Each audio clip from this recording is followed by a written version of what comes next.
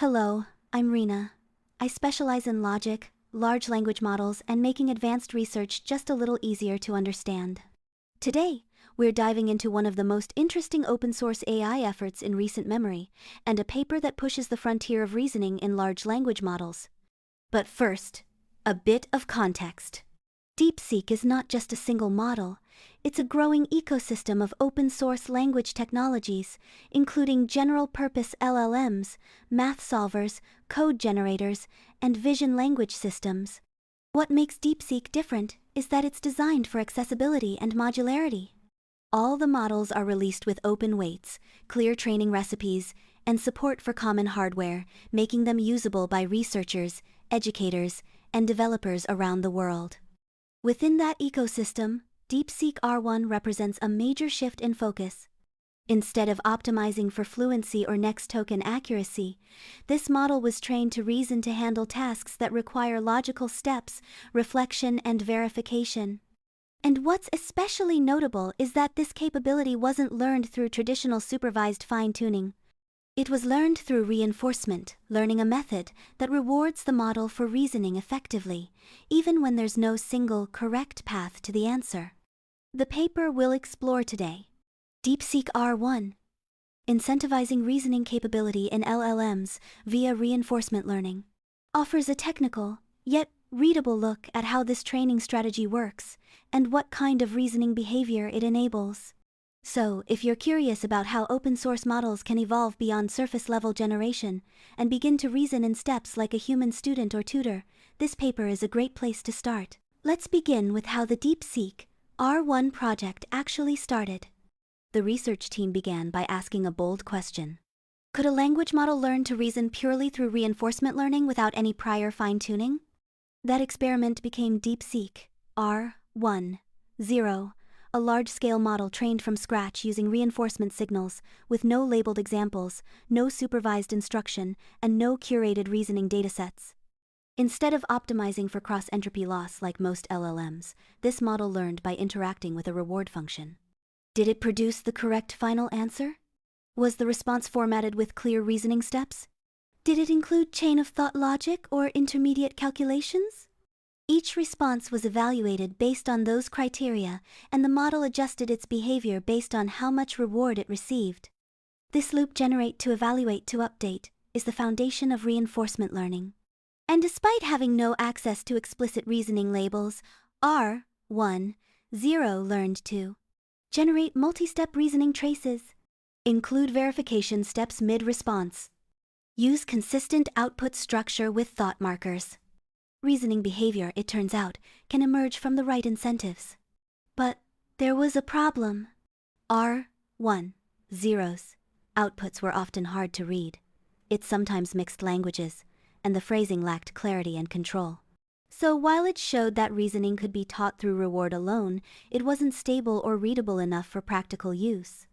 That's what led to the next phase, DeepSeek-R1, a more refined model trained with a combination of cold start data and multi-stage reinforcement learning. We'll get into that next. So, how did the researchers build on R10 to create a more usable, stable, and readable reasoning model? The answer lies in a more refined, multi-stage training strategy, one that begins with what they call a cold start. Unlike R10, which starts entirely from scratch, DeepSeek-R1 is initialized using a mix of supervised data and carefully designed reasoning prompts. This provides the model with a base level of fluency and structure before reinforcement learning begins. Think of it like teaching someone the basic format of a good math proof before asking them to invent new ones. Once this cold-started model is in place, the team fine-tunes it using reinforcement learning, just like in R10 but with better designed reward signals. These signals don't just reward correctness. They also evaluate clarity, structure, and the presence of useful intermediate steps like chain-of-thought reasoning, verification subroutines, reflective summaries. What's especially interesting is how they optimize this loop. Instead of using a traditional reinforcement learning critic, DeepSeek-R1 uses something called Group Relative Policy Optimization, or GRPO. GRPO groups model outputs together, ranks them by reward, and updates the policy based on how each output compares to its peers. This avoids the need for a learned value function, reduces variance, and keeps training stable. The result? A model that learns to reason step by step clearly, consistently, and without requiring massive amounts of human labeling. In other words, DeepSeek-R1 captures much of the behavior of instruction-tuned models, like ChatGPT, but it gets there through reinforcement alone. So, after all this training, what did DeepSeek-R1 actually learn to do? This is where the results become really exciting.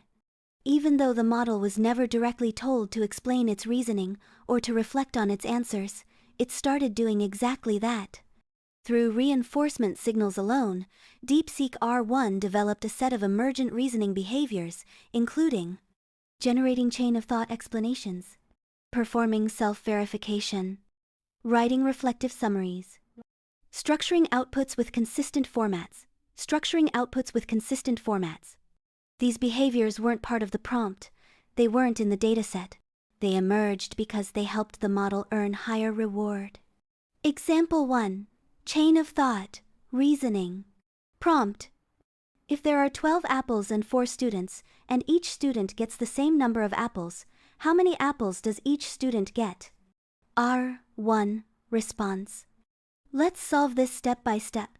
There are 12 apples and 4 students. 12 divided by 4 equals 3. Each student gets 3 apples. Final answer: 3. This is a simple example, but notice how the model explains its thinking before giving the final answer. It's not just outputting numbers, it's showing its work. Example 2. Self-verification. Prompt: what is the square root of 144? R1. Response: let's compute the square root of 144. Square root of 144 equals 12. Verification: 12 times 12 equals 144. Final answer: 12. Here, the model doesn't just stop at the answer. It actually verifies it using a second step to confirm the result. That behavior wasn't programmed, it emerged. Example 3. Reflection. Prompt: a bookstore sold 70 books in one day. 35% of them were fiction. How many fiction books were sold? R1. Response: step 1. Calculate 35% of 70. 70 times 0.35 equals 24.5. Step 2. Round to nearest whole number, 25. Final answer: 25.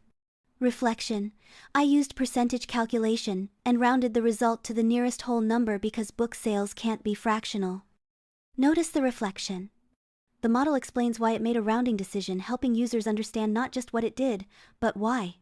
And these examples aren't rare cases cherry-picked by researchers. They're common behaviors, especially when the model is prompted with open-ended questions in math, logic, or common-sense reasoning. What's more, the structure of these outputs makes them easier to analyze and debug, a big step toward interpretability in real-world AI applications. So, now that we've seen how DeepSeek-R1 learned to reason, what does that mean in practice? First, let's talk numbers. DeepSeek-R1 performs competitively on reasoning-heavy benchmarks like GSM-8 Kelvin, Massachusetts TH, and ARC. On many tasks, it matches or even outperforms closed models like GPT-3.5 or Claude. But the real story isn't just performance, it's accessibility. DeepSeek-R1 isn't just a reasoning model, it's an open reasoning model. It's released with full weights, an MIT license, and no hidden restrictions. You can run it, fine-tune it, distill it, deploy it, build on it. And the DeepSeek team didn't stop there. They took R1's behaviors like chain of thought, self-verification, and structured reasoning, and distilled them into smaller, dense models that run on everyday hardware. So it's not just a research breakthrough. It's a practical foundation for classrooms, startups, researchers, and independent builders. In a field full of gated APIs and conditional licenses, DeepSeek-R1 is different. It shows us that with the right incentives, large language models can learn to reason. And it shows us that open source can still lead, not just follow. There's a lot happening in the world of AI. And it's easy to get overwhelmed by benchmarks, paper releases, and model sizes. But at the core of it all is this question. Can we build systems that don't just talk but think? DeepSeek-R1 says yes. And more importantly, it says you can build them too.